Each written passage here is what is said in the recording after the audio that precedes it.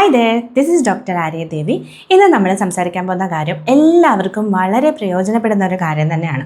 അതായത് നമ്മൾ പലരും ഫേസ് ചെയ്യുന്ന ഒരു പ്രശ്നമാണ്, രാവിലെ നമ്മൾ ഉറക്കം എണീറ്റ് ഇങ്ങനെ കാല് താഴേക്ക് വെക്കുമ്പോഴത്തേക്കിനും ഉപ്പൂറ്റിയിൽ ഇങ്ങനെ കുത്തുന്നത് പോലെയുള്ള ഒരു വേദന. അപ്പോൾ ഇത് നമുക്ക് വളരെ അസഹനീയമായിട്ടുള്ള ഒരു വേദന തന്നെയാണ്, രാവിലെ നമ്മൾ എണീറ്റ് വരുമ്പോൾ കാലിലൊരു പിടുത്തവും വേദനയും എന്നൊക്കെ പറയുന്നത്. അപ്പോൾ ഇതിൻ്റെ പ്രധാനമായിട്ടുള്ള കാരണം എന്താണ് എന്നുള്ളത് നമുക്ക് നോക്കാം. പ്രധാനമായിട്ടും ഇതിന് വരുന്ന കാരണം നമ്മുടെ കാലിൻ്റെ ഉപ്പൂറ്റിയിൽ നിന്ന് വിരലുകളിലേക്ക് കുറച്ച് കട്ടിയുള്ള തിക്കായിട്ടുള്ള ഒരു ബാൻഡ് പോലത്തെ ഒരു സംഭവമുണ്ട്. ഇതിന് വരുന്ന നീർക്കെട്ട് കാരണമാണ് നമുക്ക് ഈ ഒരു വേദന ഉണ്ടാവുന്നത്. അപ്പോൾ രാവിലെ നമ്മൾ എണീക്കുമ്പോൾ വേദന കൂടുതലായിരിക്കും എന്ന് നമ്മൾ പറഞ്ഞു. പക്ഷെ നമ്മൾ കുറച്ച് നേരം അങ്ങോട്ട് നടന്നു കഴിഞ്ഞാൽ ഈ ഒരു വേദന കുറയുന്നതായിട്ട് നമുക്ക് ഫീൽ ചെയ്യും. പക്ഷെ പിന്നെയോ നമ്മൾ വേറെ കുറേ നേരം നിൽക്കുകയോ അല്ലെങ്കിൽ കുറച്ച് നേരം ഇരുന്നിട്ട് വീണ്ടും എണീക്കാനൊക്കെ തുടങ്ങുമ്പോഴും ഈ വേദന വീണ്ടും വരുന്നതായിട്ട് നമുക്ക് ഫീൽ ചെയ്യും. ഇനി എന്തെല്ലാം കാരണങ്ങൾ കൊണ്ടായിരിക്കും ഈ ഒരു പ്രശ്നം വരുന്നതെന്ന് നോക്കാം.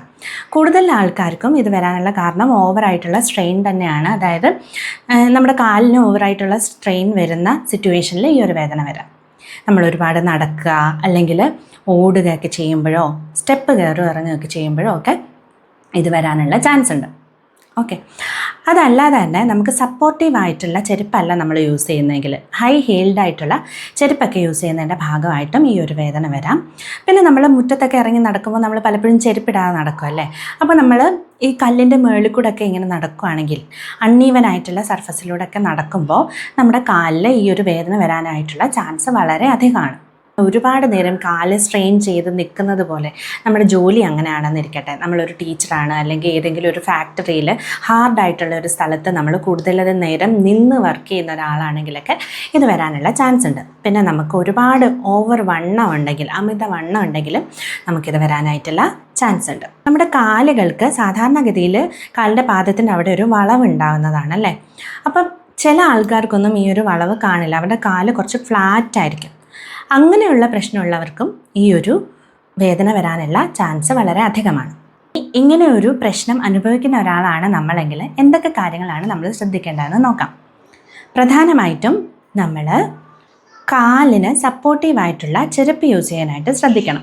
ഹൈ ഹീൽഡ് ചെരുപ്പൊക്കെ യൂസ് ചെയ്യുന്ന ഒരാളാണെങ്കിൽ അത് പരമാവധി ഒഴിവാക്കുക. എന്നിട്ട് നമ്മുടെ കാലിനെ സപ്പോർട്ട് ചെയ്യുന്ന തരത്തിലുള്ള ചെരുപ്പ് ചൂസ് ചെയ്യുക. അതിനോടൊപ്പം തന്നെ വീടിനകത്തും പുറത്തുമൊക്കെ ചെരുപ്പ് യൂസ് ചെയ്യുന്നത് നല്ലതായിരിക്കും. പിന്നെ നമുക്ക് കാലിന് വേണ്ടത്ര റെസ്റ്റ് കൊടുക്കേണ്ടതും വളരെ ഇമ്പോർട്ടൻ്റ് ആയിട്ടുള്ളൊരു കാര്യമാണ്. അതിനുശേഷം നമ്മുടെ കാലിൽ തണുത്ത വെള്ളം നമുക്ക് അപ്ലൈ ചെയ്ത് കൊടുക്കാൻ പറ്റുന്നതാണ്. അതായത് നമ്മൾ ഒരു ദിവസം 2 നേരം നമുക്ക് തണുത്ത വെള്ളത്തിൽ കാല് മുക്കി വെക്കാം, ഒരു 10 മുതൽ 15 മിനിറ്റ് വരെ. അതും അല്ലെങ്കിൽ ഐസ് ക്യൂബ്സില്ലേ, അത് നമ്മുടെ കാലിൻ്റെ വേദനയുള്ള ഭാഗങ്ങളിലൊക്കെ അപ്ലൈ ചെയ്ത് കൊടുക്കാവുന്നതുമാണ്. ഇനി ഈ ഒരു വേദന ഒന്ന് മാറിക്കഴിയുമ്പോഴത്തേക്കിനും ഇടയ്ക്കിടയ്ക്ക് ഈ ഒരു പ്രശ്നം വരാതിരിക്കാൻ വേണ്ടിയിട്ട് നമുക്ക് കാലിന് ഡെയിലി ഒരു എക്സസൈസ് കൊടുക്കാം. ഇതിന് വേണ്ടിയിട്ട് നമുക്ക് ചെയ്യാൻ പറ്റുന്ന ഒരു എക്സസൈസ്, നമ്മുടെ കാലിൻ്റെ മുൻഭാഗം ഊന്നി, അതായത് വിരലുകൾ ഊന്നി നിൽക്കുക. അപ്പോൾ ഇതിന് ഹീൽ റൈസ് എക്സസൈസ് എന്നാണ് പറയുന്നത്. നമ്മുടെ ഉപ്പൂറ്റിയുടെ ഭാഗം ഉയർന്ന് നിൽക്കുന്ന രീതിയിലായിരിക്കണം നമ്മൾ നിൽക്കേണ്ടത്. കുറച്ച് സെക്കൻഡുകൾ ഇങ്ങനെ നിന്നിട്ട് തിരിച്ച് ബാക്ക് ടു നോർമൽ പൊസിഷനിൽ പോയിട്ട് വീണ്ടും ഇത് റിപ്പീറ്റ് ചെയ്യാം.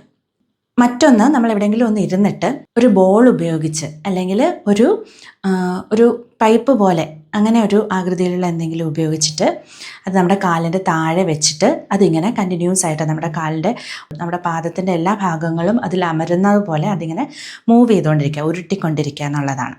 മറ്റൊന്ന്, ഗോലികളില്ലേ, അത് നമുക്ക് ഒരു സൈഡിൽ നിന്ന് മറ്റൊരു സൈഡിലേക്ക് നമ്മുടെ കാലിൻ്റെ മുൻഭാഗം ഉപയോഗിച്ചിട്ട്, പാദത്തിൻ്റെ മുൻഭാഗം ഉപയോഗിച്ചിട്ട് ഈ ഒരു ഗോലികൾ പെറുക്കി ഒരു സൈഡിലേക്ക് ഇങ്ങനെ വെക്കാം. ഇതൊക്കെ വളരെ ഫലപ്രദമായിട്ടുള്ള എക്സസൈസുകളാണ്.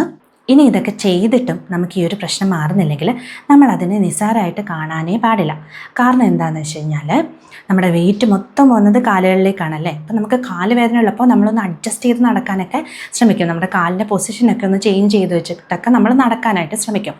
അങ്ങനെ ചെയ്ത് കഴിഞ്ഞാൽ പിന്നീട് നമുക്ക് മുട്ടുവേദനയും നടുവേദനയും ഒക്കെ വരാനായിട്ടുള്ള ചാൻസ് ഉണ്ട്. അപ്പോൾ ഇതൊക്കെ ഒന്ന് ഒഴിവാക്കാനായിട്ട് നമ്മൾ ഉറപ്പായിട്ടും ഇതിൽ നിന്നും വേണ്ടുന്ന ട്രീറ്റ്മെൻറ്റ് ആദ്യം തന്നെ എടുക്കേണ്ടത് അനിവാര്യമാണ്.